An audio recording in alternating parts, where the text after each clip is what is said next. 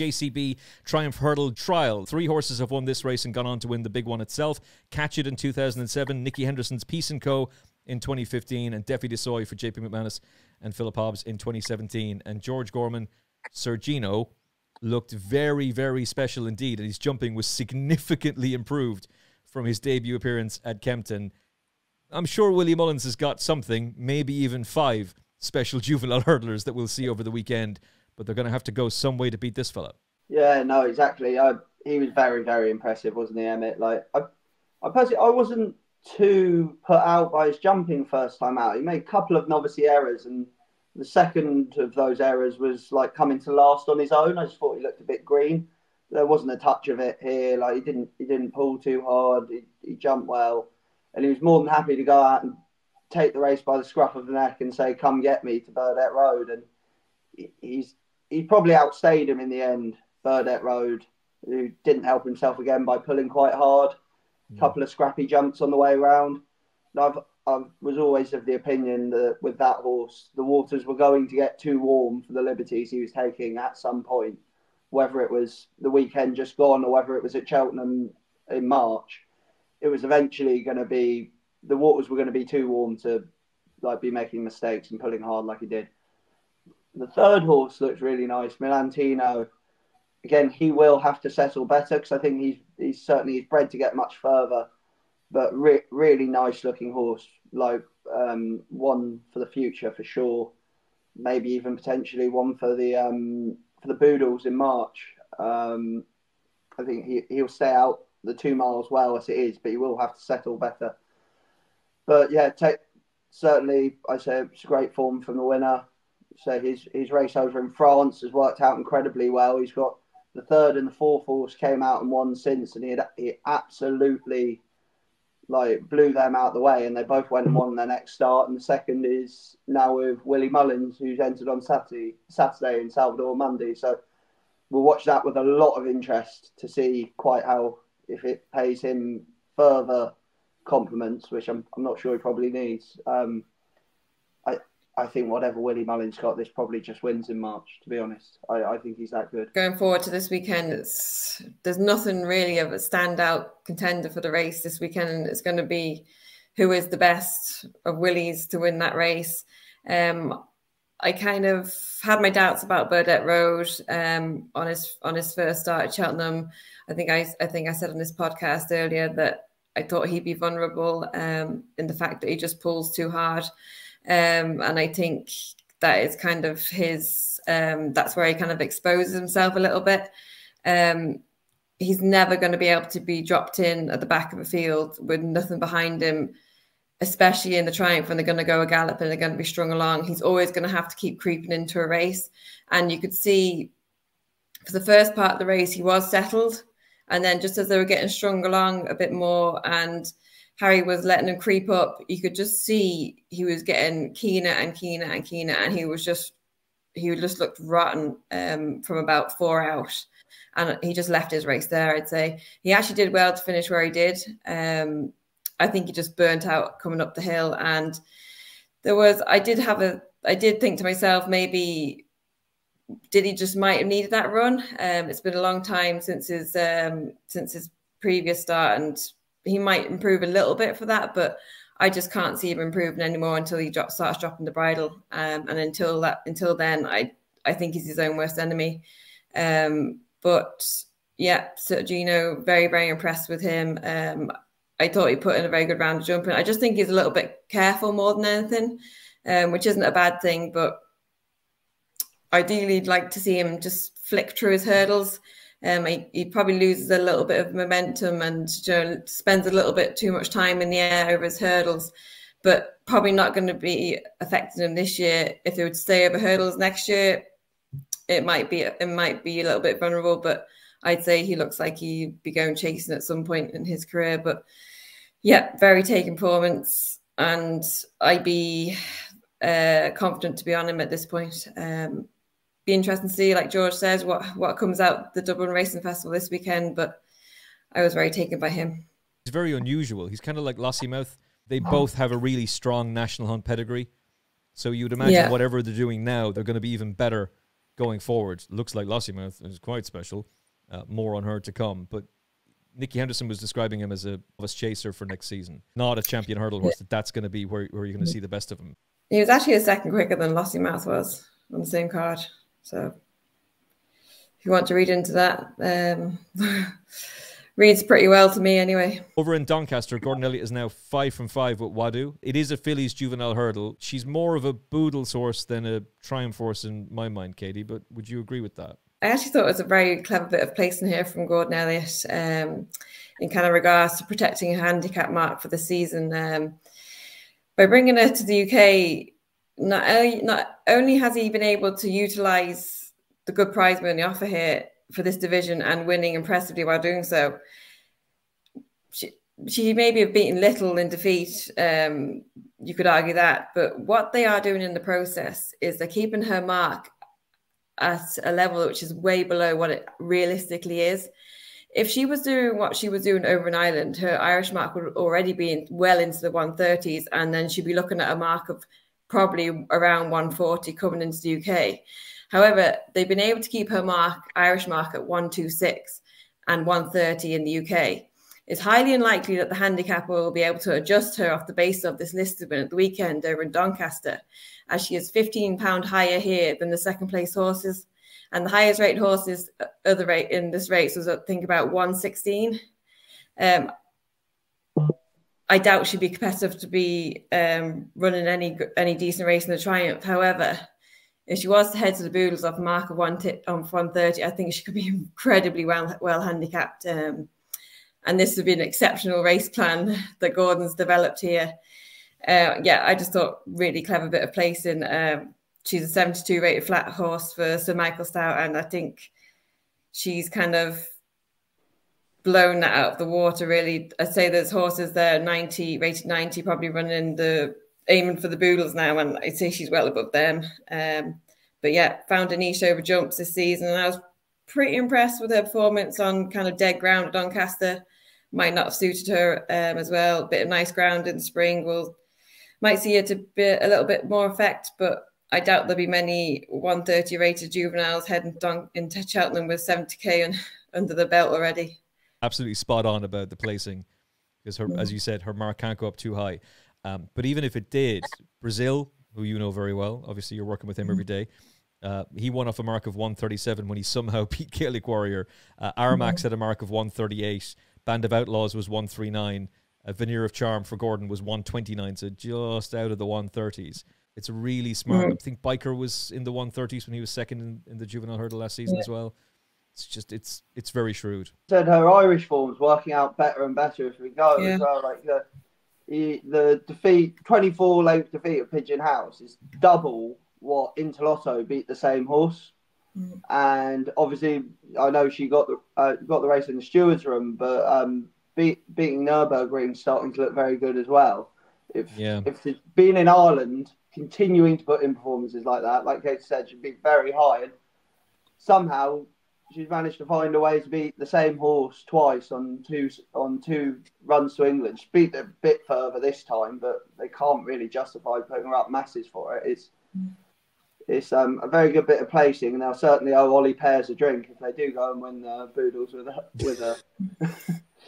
Because Max of Stars is an admirable horse. I really, really like Max of Stars, but I'd love to see that horse get his head in front soon. But it's had a massive impact on the fact that they won't be able to change the mark a whole lot for Wodhooh now. Gordon Elliott at his absolute finest. A couple of Mares Novice Hurdles to talk about. So we've got 3-1 co-favourites, Brighterdaysahead, Dysart Enos, and Jade De Grugy, who will win the Jack de Bromhead Mares Novice Hurdle 2024. Sorry, Katie, but only by night. We'll need to start now to beat this horse. She looks an absolute superstar. Lamini, Lorena have won this race for Willie Mullins in the past. He's also won it with Ashura Diamond, Allegory Devassi, and Honeysuckle have graduated from this race as well. Over in Doncaster, Dysart Enos strengthens Fergal O'Brien's Cheltenham Festival hand, which is becoming a very, very strong one with Crambo as well. Of the two, Katie, which one would you prefer? I thought two very taken performances. I'd say if you were looking for a horse with plenty of experience, you'd probably look towards Dysart Enos. she's done nothing wrong again here. Travelled very smartly, jumping pretty good. She's not short of gears. She's kind of effortless at every point in the race. She never came off the bridle. The only thing is, she hasn't got a graded race to her name. Jade De Grugy has a graded race to her name, and so does Brighterdaysahead. That being my only concern with Dysart Enos is she just probably lacks that graded form coming into Cheltenham. Jade De Grugy was very impressive. Another very impressive performance. They kind of went a steady enough gallop, kind of from flagfall. I thought she showed another nice turn of foot to pick up off the back of a slow run affair. Jumping was pretty slick all around. She was keen. She'd probably benefit from a faster pace race in Cheltenham, but she pulled away from her rivals pretty easily. I doubt she had much of a race here. I think I'm still leaning towards Brighterdaysahead. I'm hoping that there's nothing wrong with her because we haven't seen her now for a while. That's my only concern with her. Is I'd like to see her entered now in the next couple of weeks. If she isn't, then it's kind of alarm bells ringing in my head slightly. I do think there's plenty of strength and depth to this race. Like, you've kind of Jatara there that's been pretty impressive as well this season. There's plenty of mares here, and they're all coming in off the back of a maiden win and a graded win. Like, you can't really split them at this point in the season. Like, none of them have done anything wrong. It's just trying to pick who is going to improve again for Cheltenham. I'm sitting with Brighterdaysahead. If she's not entered the next couple of weeks, I think I'll be sitting on maybe Jade De Grugy, but I am hoping for Fergal and Paddy Brennan that they can pull a Cheltenham Festival winner out the bag, and it would be great to see that happen. To be fair, it would be. I'm a big fan of Fergal O'Brien's, big fan of Paddy Brennan's as well, for that matter. It'd be great to see them win a Cheltenham Festival race, and I very much respect your opinion, Katie. Yeah. But having said all of that, George, how far does Jade De Grugy win the Mares Novice Hurdle by? I think the thing that massively we should be taking out of this was, if there was a question mark about Jade De Grugy for Cheltenham, it was that she started over 2.5 in heavy ground. And you went, well, she's very impressive, but God, that's very different to what she's doing at Cheltenham. She stepped back to 2-2 on better ground, not good ground, but better ground. And she's absolutely pulled Brian Hayes' arms out. So if there's any sort of thought that she might not be able to lay up over 2 miles on good ground around Cheltenham, this should go some way towards dissuading you of that notion, I would have thought.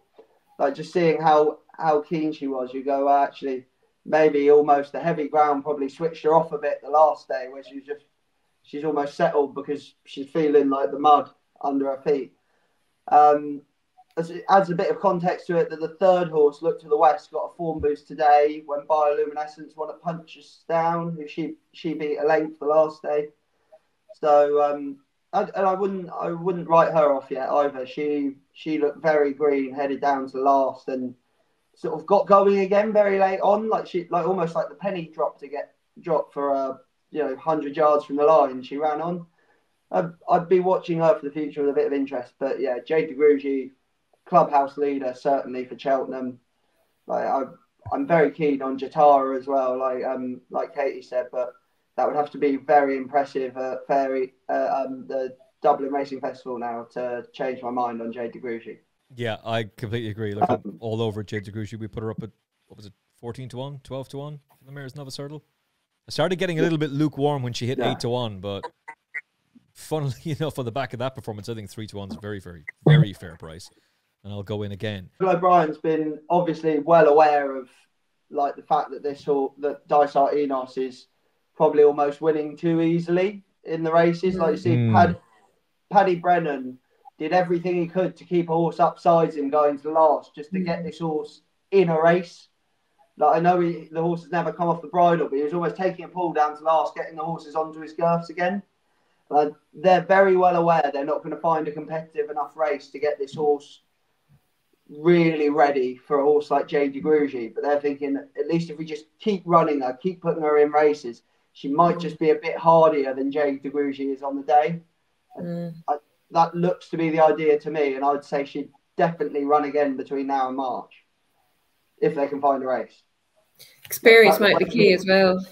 Yeah. So she could have two or three more runs under her belt than Jade De Grugy has coming into this. And Willie can't win everything. You have to give someone else a chance as well. So we are talking about the Mares Novice though. Yeah. we can give but the British, to be fair, I know Fergal's Irish, but he's based in Britain and the British fight back is on. They've won the last 2 runnings of the Mares Novice Hurdle, so maybe the balance of power is shifting. It's not, but we have to try and appease the #1 audience for the Final Furlong podcast, which is very much the United Kingdom, mostly through Apple Podcasts as well. And if you're listening to this show on Apple Podcasts, thank you. Hit subscribe on the YouTube page. Thanks very much. That being said, though, about Britain, you've got Jeriko Du Reponet for the Supreme Novice Hurdle and Gidley Park for the Ballymore Novice Hurdle. We'll go with him before we end with Jeriko Du Reponet. The new one was second to Atfordshire Cross in this in 2013 before going on to win the Ballymore. Massini's Maguire was third in this in 2007 before he went on to win the Ballymore / Barring and Bingham, now that they've dropped their sponsorship of it. None of the previous winners have gone on to actually win the Ballymore itself. It's been a better trial for the potato race, with 3 winners going on to do the double and a couple of horses who were beaten going on to win there as well. What did you make of Gidley Park, big strapping son of Walk in the Park, Katie Young? Yeah, I thought it was like a performance here. I don't know if the race was kind of run to suit him. I think he's options 2.5 and 3. He looks like he's cruising speed to be suited by a strong gallop, and he looks as though he's the potential to stay 3 mile with no problems. I think he's a better price for the Barring Billiam. I'd say maybe leaning towards that. I thought he might have took a keener hold than ideal. He was kind of fighting for his head a bit throughout the race. I think once he learns to kind of relax and switch off, I think he'll be a much better horse going forward. He looks as though he could be a little horse that's maybe a little bit ignorant at times. Johnny was trying to bring him back a few of his hurdles, and he was just losing concentration on some of his approaches to his hurdles. I think he looks like he'd be a bit more fluent if you could kind of let him sort himself out coming into his hurdles instead of trying to get into a fight with him. I think that will come in time with him. But I think the key with him is just to get him to switch off. And I think once you can get him to switch off, I think it will massively benefit with his jumping. I think he's very novice still, and there's still improvement to come. But I just like the way he was headed at the last and was still able to find plenty.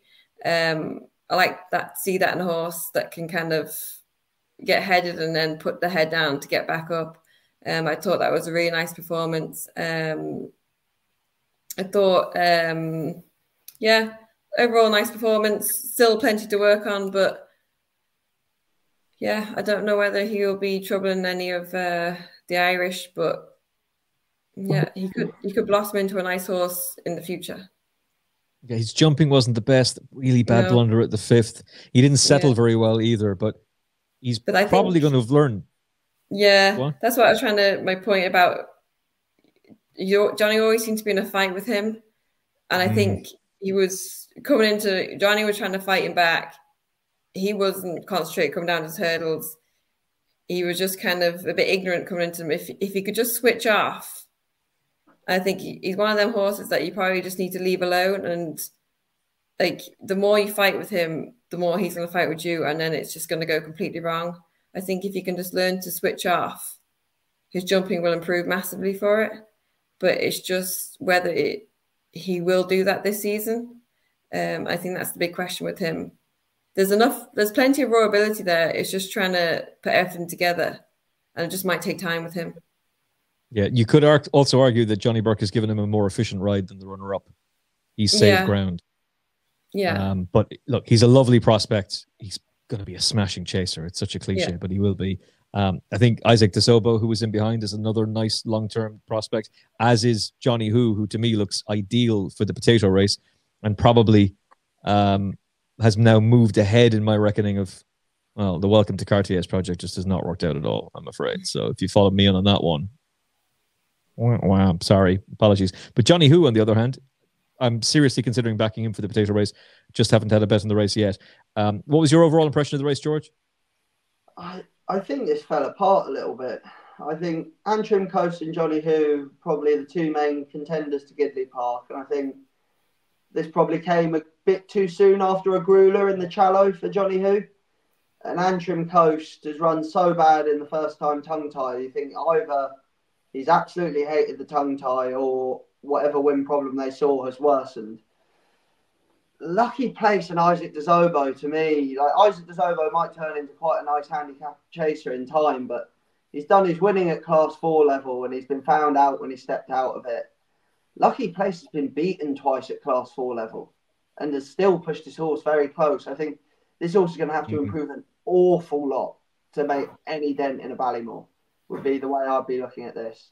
I think the horse probably to take out of it, if you had to take one, is Johnny Who. You say that was a proper grueler in the Challow, and we're not very long after it, are we? Is it 30th of December, 27th of Jan? Long enough. 3.5 weeks? Yeah, like long enough between two sort of runs in Class 3s on good ground. Not that long to be after being beaten 2 lengths in heavy ground in a Challow. You know, a race that traditionally, well, it's a graveyard for Cheltenham, isn't it? So imagine trying to run 3.5 weeks later. If you had to take one out of it, for me, it'd be him. I was quite underwhelmed, if I'm honest. Yeah, I was too. I think he's a lovely long-term prospect, but the idea of him winning a Ballymore, nah, I don't see it personally. Can you see Jeriko Du Reponet winning a Supreme? Because if George was underwhelmed by Harry Fry's horse there, and I still think he's a lovely horse long-term, I was really underwhelmed by Jeriko Du Reponet, especially given all the hype there is surrounding him. He's also not beaten a 140 rated horse yet. So who the hell is this horse? Katie Young. Yeah, I can see where people are kind of coming from, and they were disappointed that he didn't win by 10 lengths on the Rydal. But I wasn't too discouraged. I thought they hacked pretty much most of the race, and then they sprinted down the home straight. That wouldn't have suited him. I thought he took a few guessy jumps along the way. Didn't quite like that. However, I do think off the back of a stronger pace, I think that will iron out. His best 3 jumps were in the home straight when they were really striding on and attacking his hurdles. I thought he was magic coming down the home straight. And if you rewatch, you might see kind of my point there. I think with him at this point in his kind of career, coming into the Supreme now, he's had 2 runs there, cantering around, not coming off the bridle. I think you want to see a horse coming into the Supreme and see what they can do in a battle. And to me, he's shown that he's tough. Like nothing went to plan in the race. He could have lost. He could have finished second easily in that race. But I just love. There was a few questions about him lugging left. I don't think he was. I think he was just the way. I just think it's the way he holds his head. He jumped off from the get-go and he just holds his head just slightly at an angle. That's just him. I don't think there's anything to kind of pick that apart. I just like the way I just like to see him in a battle, and he pulled it out of the bag and he actually was pulling the way closer to the line again. There's more to come from him. I think the drift in price out to between 7 and 10 to 1, I think is a bit of a dramatic take on this. Okay, fair enough. Wasn't impressive, but what we've learned today is that he can do it in a battle, and there's some of these horses coming into this race that have just been cantering around, winning by 10 lengths. And do we know what's under the bonnet? No. But we've kind of seen that there's something there under the bonnet with him, and he can pull it out of the bag in a battle, and he's tough. And that's what I liked about this performance. Yeah, that would be the positive, George. He's learned something that will surely benefit him going forward. But I was expecting something special here. I was expecting something special from him the previous day as well. I kind of was expecting something special from him on debut. And watching back those 3 runs this morning, I haven't seen it. Yeah, I like. Look, this performance in itself, they're nice horses he's beaten. But I would have expected to have seen him beat them much further. There were better horses than these left in at the 5-day stage, who I think might have beaten him the way he ran at the weekend. It was one of those races. I went through it before Dex, and I think there were two that I actually half fancied. And I was like, oh, well, if there's 8 runners, I'll play this one each way. And I sort of fell apart at the Dex this race. And he's, again, pretty similar to Gidley Park. I sort of expect him to beat them further than that.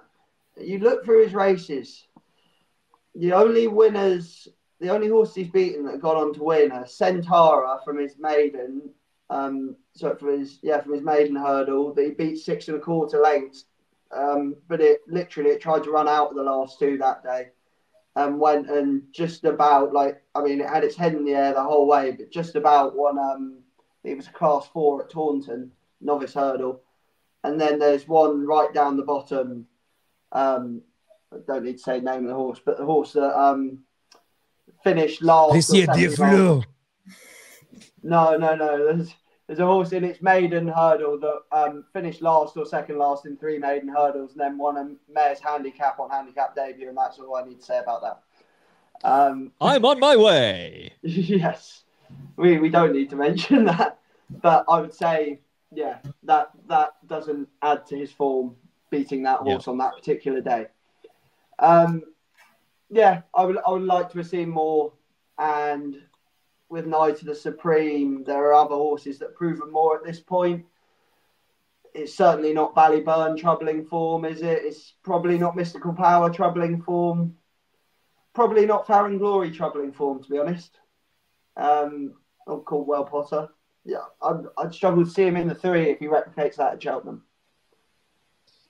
Some people are going to think you're bonkers for saying that because it's Nicky and there's been so much hype about him. He's unbeaten in 3 runs. Surely there's going to be loads of more improvement. There probably is, but I suspect it'll be over fences next season. I don't think this fella is going to be suited to the Supreme at all. There's loads more improvement in the others as well, and they're better than him now, and they'll be even better than him come then. Yeah. And the horse that Ballyburn beat at the Leopardstown Christmas Festival absolutely bolted up in a novice hurdle the other day. So we were having a discussion last week about what's he beaten, how's that form worked out. Well, suddenly something emerges from that race to go and look pretty decent. All right, that's it. What was the standout performance of the weekend for you, Katie? If you say Jeriko Du Reponet, you could walk out of here. If you'd said Jeriko Du Reponet, you would have walked out of here a legend. Well, I'm still holding on hope that he will be a good horse, but performance of the weekend, definitely not him. Lossiemouth for me, stand out, couldn't falter in any way at all. I thought she was just outstanding. A horse I like to see back to form, Capodanno, another good performance. So they were the 2 for me. Jade De Grugy and Lossiemouth, the 2024 champion hurdle winner for me, who will be the 2024, 2025, 2026, 2027, and 2028 Mares Hurdle winner, George, more than likely. What was your stand-up performances? I'd say I'm in agreement with you two on them, but I was very impressed with Sir Gino. I think the others would have to start running now to beat him in the Triumph. I can't see something coming out that's more impressive than that. But I'd just say a couple that we haven't touched on that are well worth noting were Bride's Hill was very good at Huntingdon, and if for whatever reason Dino Blue did reroute to the Champion Chase, would be very interesting for the Mares Chase. And Tell Me Something Girl very quietly returned to form behind Zarek the Brave. 2 years ago, I was running a very good race in the Mares race from being brought down. Got beat a length and a quarter by Zarek the Brave, which is the best we've seen from her in a little while. If she was returning to form, she could be one to note for Cheltenham, whether for a handicap or for one of the Mares races. Only one Mares race. She's not going chasing again. Her last season was a bit of an abortive mission, wasn't it? She couldn't jump a fence at all. and this is her second run back over hurdles in a Grade 3, and it showed a marked return to form. I just think it's important people keep an eye on her going forward.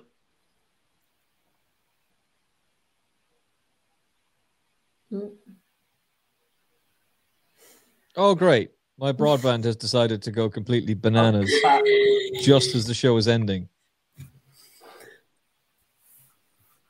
The super high-powered broadband that 3 promised me would fix all the issues, which is why a aerial was attached to my house, because that's going to fix everything.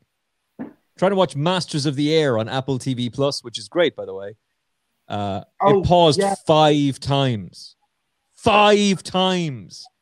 A show couldn't stream on this super high-powered 3 internet broadband. Jesus. We should just very, very, very, very, very briefly mention Embassy Gardens. Really like Paul Nolan. I even like the horse that finished second, Sandor Clegane. He'd need to start now to have any chance of beating Embassy Gardens at the Cheltenham Festival. And his best opportunity would be a handicap, which he's now qualified for. He's had 4 runs. So put him in the Ultima. But the way Paul Nolan was talking about was going for either the Brown Advisory or the National Chase. 0 chance in either of those races. But Embassy Gardens would be yet another big player for Willie Mullins in the National Hunt Chase. Can Patrick Mullins ride 3 horses in the same race, George? I'm sure he could try. The way he's riding at the minute, I'm sure he'll give it a good go. But yeah, probably narrowly be the one I'd pick if I was him. But look, it looks like solid form. He couldn't have done it much easier, could he? He's qualified now, is he? Or does he have to run once more to run in? No, that's it. He's in now. Is it because he's run over 3 miles? It's not a number of races, is it? No. No. Yeah, you have to have had. No, he's I looked at the criteria. He is qualified. Don't ask me what the qualification is, because my brain is not good enough to be able to remember what I read. Just that it's already telling me, dum-dum, he's qualified. Don't ask any questions. I think this is slowly shaping up to be one of the races of the festival, National Hunt Chase. Now you've got Embassy Gardens, Corbett's Cross is halved in price. Flooring Porter's very short for this. I wouldn't want to be, well, I don't know what amateur they'll find to ride it, but I hope he's got one very strong arm.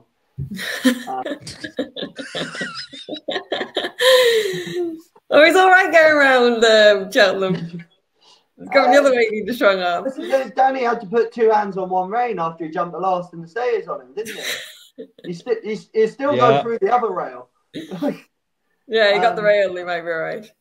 And he's got to go an extra mile than everyone else has been going on him as well. Yeah, true. You have to be very fit. You got Nick Rocket meeting the Waters, Manila Kakuna, 3-card Bragg. Broadway Boy could well come here now. He'd have no hope in the Brown Advisory, would he? No. Favre de Chandu, obviously, we're still on. We're potentially talking about Stay Away Bay maybe coming here now. Like, this could be an absolute cracker.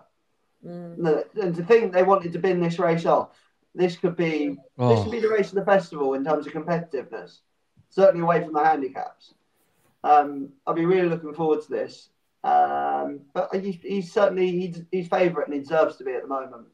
He's certainly got the edge. Like, that was a very, very polished performance the last day. And yeah, I'll probably, if I had to be on one of them at the current prices, it would probably be him. I'm still very interested in Manila Kakuna and Nick Rocket and Favre de Chambeau and Corbett's Cross. It's a nightmare of a race to try and work out. Which of them is even going to run? They'll have to upgrade this to a grade 1, I'd say, next year, rather than looking at the way it's turning out. Absolutely, Katie. This is the novice chase of Cheltenham. Like, great. We're all excited for the Arkle. By the way, if Gaelic Warrior beats Marine Nationale, then Gaelic Warrior is going to run in the Arkle, and Marine Nationale's basically got, well, his chance is compromised, at least. It won't say he's got no chance if he's beaten at Leopardstown, but it's just he's been priced up as though he's already won the Irish Arkle.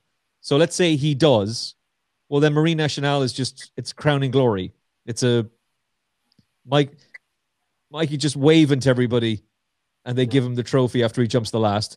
I'm just thinking Marine Nationale, like, if he gets beat in the Irish Arkle, he don't step up in trip, does he? There's no. He's not going to go for the national chase, George. No.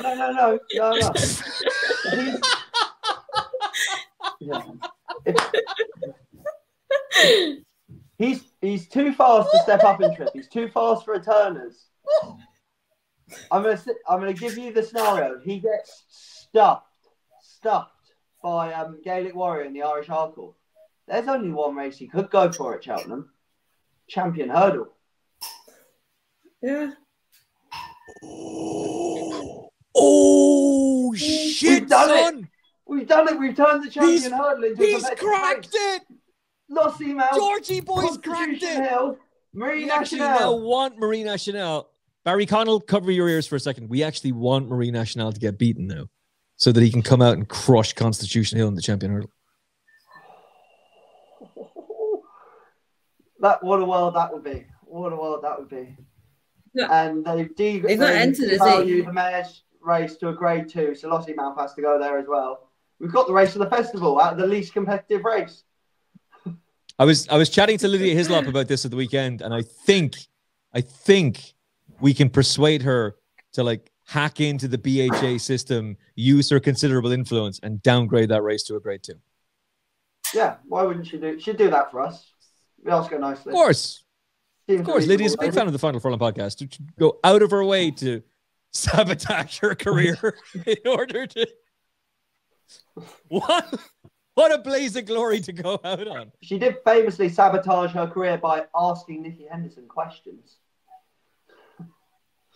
Say that again, you broke up.